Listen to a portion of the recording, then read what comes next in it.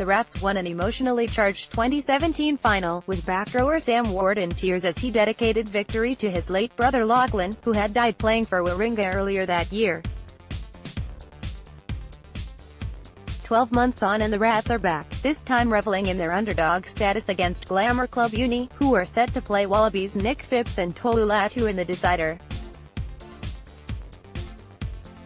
Uni may have the luxury of two Wallabies hookers in their ranks, with Folau Fainga'a also in the selection mix ahead of Thursday's team naming.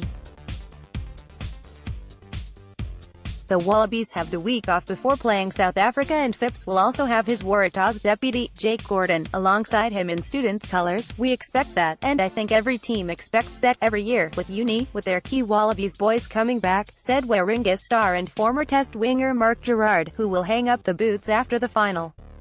New podcast. Wallabies legend John Eales on the Blediswoes, and Mark Gerrard reflects on a wonderful career before his rugby swan song in Saturday's Shute Shield final. Subscribe to the podcast on iTunes by clicking here. Warringah star Mark Gerrard throws a pass against Eastern Suburbs at Porter's Reserve.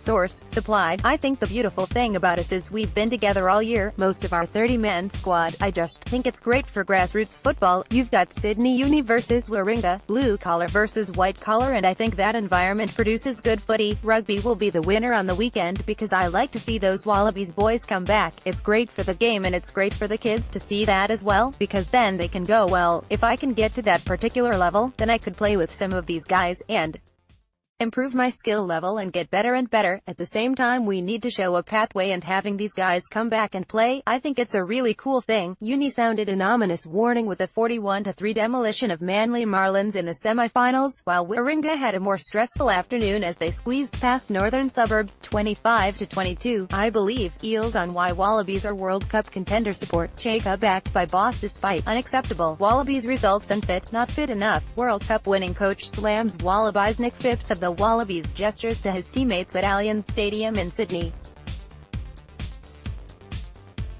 Source, Getty Images. Hopefully it's one-sided, on our side, at the weekend, but we're expecting a tough game, Gerrard told the Fox Rugby podcast. They're young, fast, fitter, probably better looking. We're just older, slower and more game-controlled. It's going to be a good game. You've got two very different teams, on skill, on merit, if you look at the past, but the pride thing, we pride ourselves on being the best we can for our club. And we're quite patriotic and proud on the northern beaches. Warringah coach Darren Coleman was singing from the same song sheet as Gerrard in an entertaining interview with the Manly Daily. Our Rats are tough enough to beat the All Blacks, let alone the Wallabies, Coleman said. We are happy, excited and glad the Wallabies are playing for Sydney Uni. If you are going to win this comp, you want to win it against the best possible team possible. Get 3 months free Sport HD entertainment on a 12-month plan and watch the 2018 Rugby Championship with no ad breaks during play. Sign up now. Greater than Tolu Latu of the Wallabies offloads as he's tackled by Jack Goodhue of the All Blacks.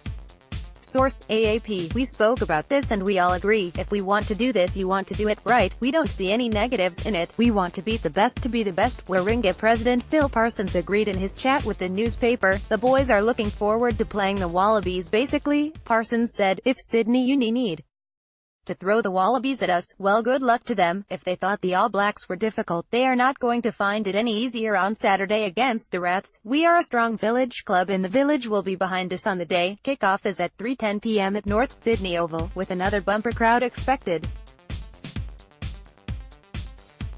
Warringah's Sam Ward celebrates with coach Darren Coleman after winning the Shute Shield. Source, News Corp Australia.